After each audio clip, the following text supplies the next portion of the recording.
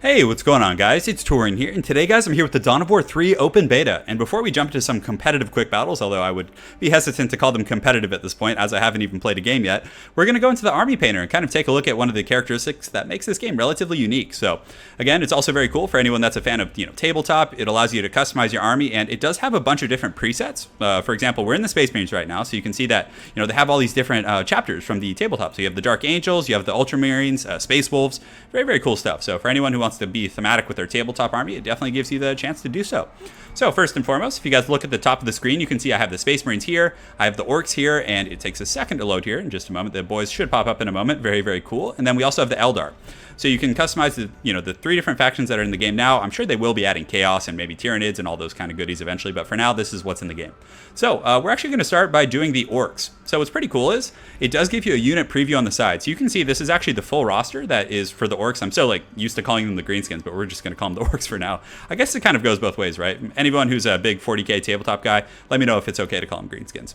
So over here, you can see, for example, you can click on the boys and it'll allow you to see what your paint job would look like on that particular unit, which is very, very cool.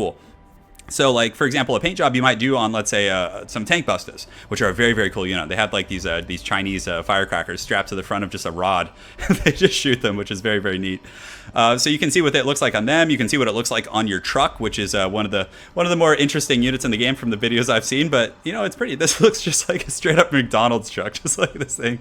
Just gonna throw some quarter pounders at you. I guess it's the Big Mac, right? Not quarter pounders. So a little bit of heresy there. So it's pretty neat. So as I mentioned before, you have a bunch of different preloads and loadouts from the tabletop, which is very, very cool. So you have the Blood Axes here, you have the Cult of Speed, and it has their unique paint job. So if you want to just kind of play something in tandem with your tabletop army, you can do that. But guys, the true goodies are making your own warband. So you get to come up with your own name. So we're just going to call them Turin's Boys. That'll be pretty cool. So yeah, we're going to try it. And hey, if you guys want to join the Turin's Boys crew, let's do it and make it a nice boy band or something. So right now we can go here and we do have this loadout. So I get to choose my paint scheme, which is pretty cool. So you click on this, and it has all the different Citadel paints. So again, for those of you that have played tabletop, Citadel is the paint company, I guess you could say, that provides all the paint for the miniatures, and it does have them. So it's pretty cool. So for example, you can see the Wazdaka red over here. You have blood for the blood god, so the kind of the corn thematic color, which is very, very neat.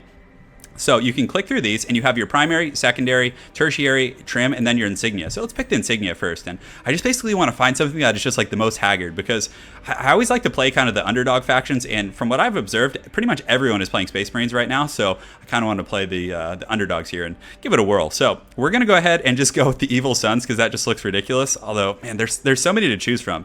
And I'm sure you'll be able to unlock some as you play through and get experience points and all those goodies. But let's go with that. And for the main color, let's go ahead and go to a grayish hue, and it looks like we can do some Nuln Oil Black, which is kind of cool. I always like the flat black, and I feel like if you're on a map and someone's just scanning rapidly over the map, just from a tactical sense, I'd rather have very dark units, because the maps themselves are somewhat grim dark. They're not very bright, so having darker units, I feel like your opponents could miss it a little easier than if you just had a big white and yellow McDonald's truck running around.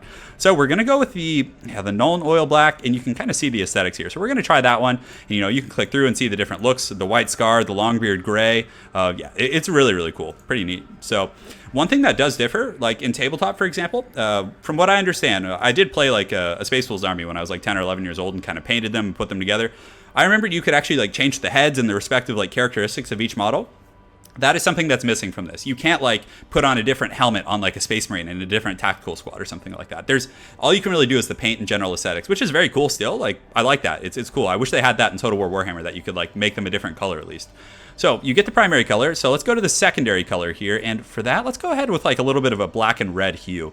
It's one of my favorite kind of thematics in Magic the Gathering. So yeah, I like that. That kind of grim dark red. And what is this? This is the Wazdaka red. So you can just go full on ridiculous. If you just want to be, you can go pink. You can do all kinds of kind of goodies over there. But we're going to go with the Wazdaka red. And then for tertiary, this one doesn't seem to appear very much. I think there's just some minor nuances on this. So let's go ahead and just make this black as well, just to kind of be consistent. So we'll do that. And then the trim, I'm not sure how the trim really works. So you see, I'm clicking through right now, and let's see, okay, so it adds a little bit of a hue to it, it looks like.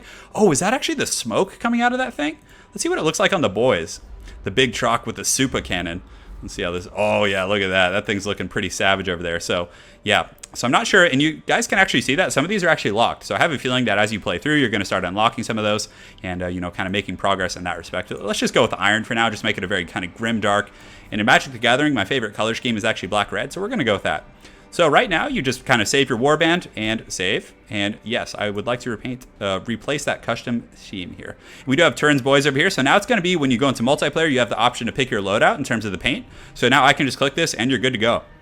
So if we go ahead and let's go ahead and look through all these units while we're here. So you can see here, we do have the boys. The boys are ready to party, and I actually like that. See, so it put the secondary colors, the little like stripes on the shoulders, which is pretty neat.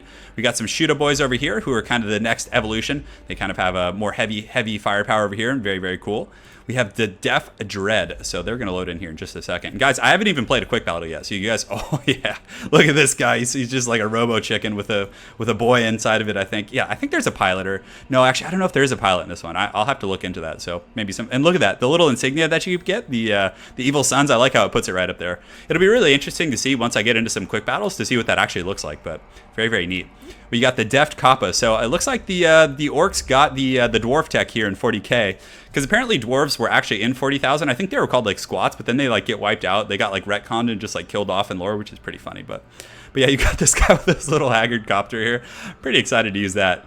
And of course, guys, we got to get to the Gobos. So the Gobos are here. So essentially how they function is they're your builders. They do have like little, prison shanks. I don't know if they have prison shanks. I think they have like a wrench and then like a pistol or something. So it looks like they just get like the primary color. There's not too much room on them for like the art or anything like that. And then you get to kill a can.